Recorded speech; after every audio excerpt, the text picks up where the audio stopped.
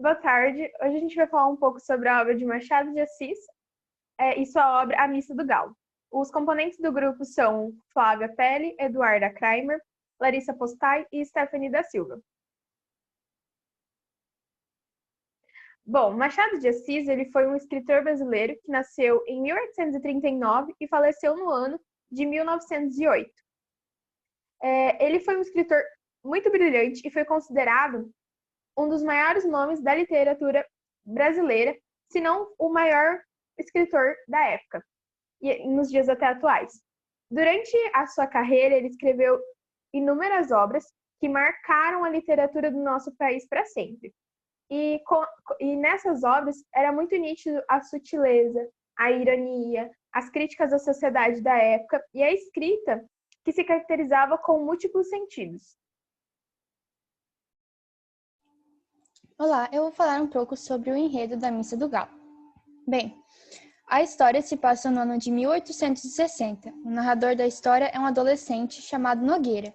Ele tem 17 anos e viajou de sua cidade para o Rio de Janeiro para assistir à Missa do Galo. Também ele foi para realizar provas para congressar na faculdade. A Missa do Galo é uma celebração católica realizada para celebrar o Natal na virada do dia 24 para o dia 25. Nogueira é recebido na casa de Menezes, que casou-se com sua prima, já falecida, e teve um segundo casamento com Conceição, que foi desposada já com idade avançada. Embora casados, Menezes cometia adultério com uma das viúvas na região, enquanto dizia ir ao teatro uma vez por semana. Isso era de conhecimento de toda a família, inclusive de Conceição e sua mãe. Pode passar. Nogueira se encontrava na sala enquanto esperava a missa e conta de uma lembrança ao decorrer da história daquela noite no qual Conceição, mulher no qual nunca lhe chamou atenção, veio à sala e assim iniciou uma conversa. Durante essa conversa, ele comenta sobre diversos assuntos que se modificaram, dando grande sentido sobre seu atual casamento e como ela se sentia com as traições do marido. Durante esse tempo que Nogueira conversa com Conceição, ele enfatiza as características da mulher e nota como ela era interessante em diversos aspectos. Ele disse sobre várias características sobre suas vestimentas e ações, e como tais o encantavam tanto a ponto de perder a noção do tempo, disperso apenas quando seu amigo vem ao seu encontro lhe dizer que a missa está para começar. Bom, eu vou falar sobre os personagens que estão presentes no conto A Missa do Galo, que são Menezes, Nogueira e Conceição. Menezes era o esposo de Conceição e ele praticava muito ato de infidelidade contra a mesma. Ele possuía uma amante e nós podemos observar isso no ato quando ele fala no conto que iria ao cinema, ao teatro. E ele era dono da propriedade em que Nogueira se hospedou. Já Nogueira era um jovem de 17 anos, era um jovem estudante muito ingênuo, e ele foi passar as suas férias no Rio de Janeiro para poder assistir à Missa do Galo. Era tímido e estudioso e também muito observador. Nogueira, com sua pouca idade, se tornou muito inocente e confuso sobre a conversa que ele teve com Conceição naquela tarde da noite, e ao decorrer da história se torna notável muito o seu medo de ser desrespeitoso com aquela mulher, com Conceição, por conta das fortes concepções de certo e errado da época. E já Conceição era mulher de Menezes, que estava ciente do ato que o seu marido praticava, o ato de infidelidade, porém ela se sentia na obrigação de continuar com aquele casamento infiel por conta de Menezes ser o sustento tanto dela quanto de sua mãe. E numa tarde da noite, num horário muito tarde, ela tem uma conversa com aquele jovem Nogueira e ela vai enfatizar bastante o seu desgosto com o seu casamento. Ela foi descrita pelo menino como uma mulher de pele clara e com sua personalidade não notável, menos na noite da conversa. Já no dia seguinte, ela retorna às suas ações normais.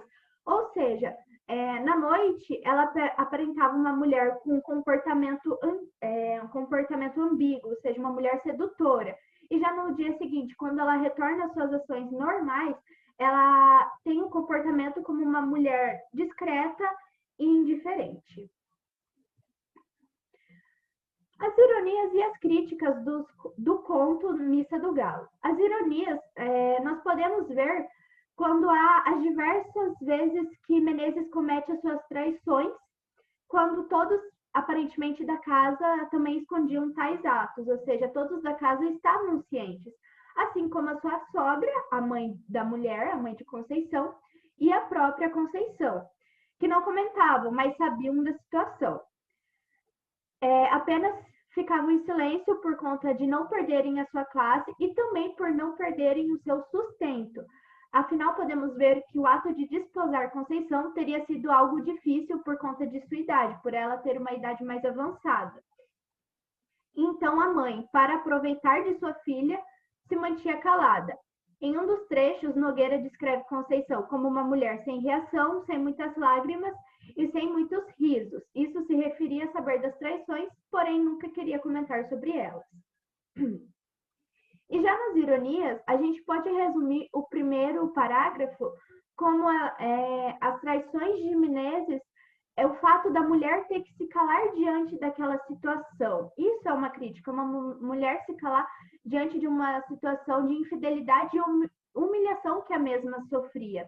E a outra era o ato de que Conceição teria sido desposada na idade, que ela já estava uma idade avançada, e para as mulheres daquela época, por ela ser velha, não cogitava ter um outro matrimônio. E outra crítica é o fato da mulher não poder ter uma conversa com um rapaz mais jovem que ela naquela época, um rapaz jovem e ao mesmo tempo solteiro. Porque ao ato das pessoas verem, poderia ser interpretado de forma errada.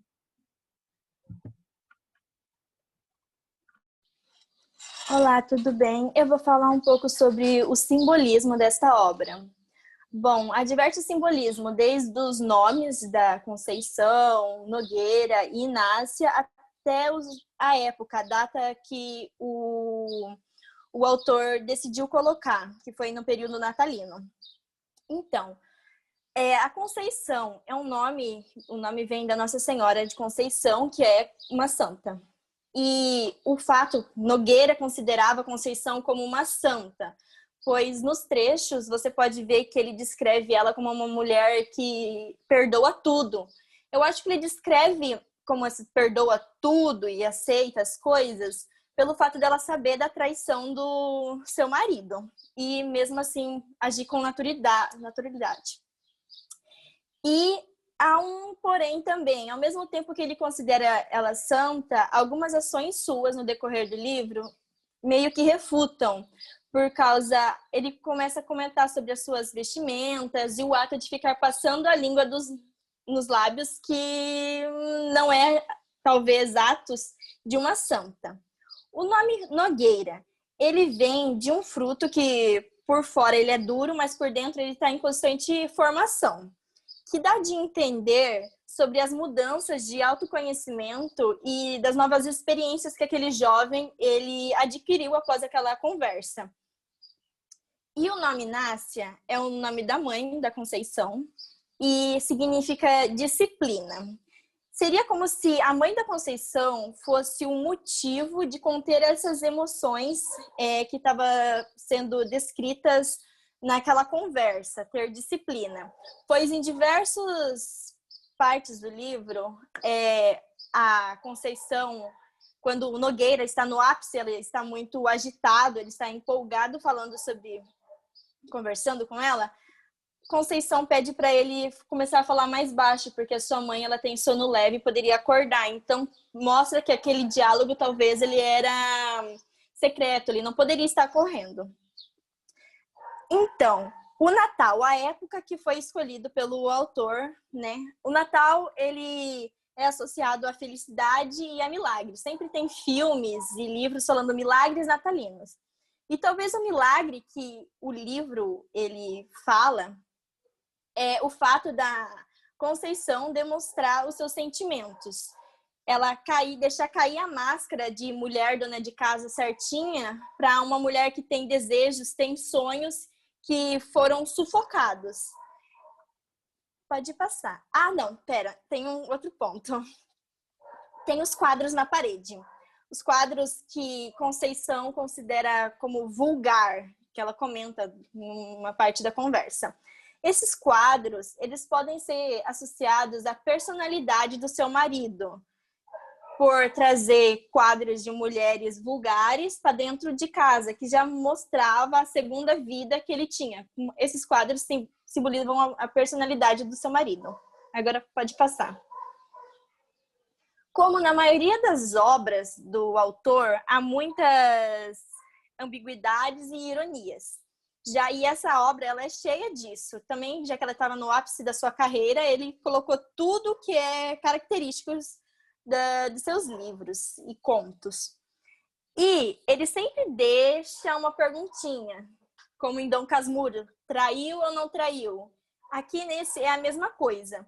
Será que Conceição fez de propósito? Ela tentou seduzir Nogueira, o jovem de 16 anos, ou ela só estava, de certa forma, se abrindo para ele? Porque dá para perceber que a conversa era secreta, mas pode-se dizer também porque era proibido uma mulher casada conversar com um homem jovem e solteiro na época, era errado.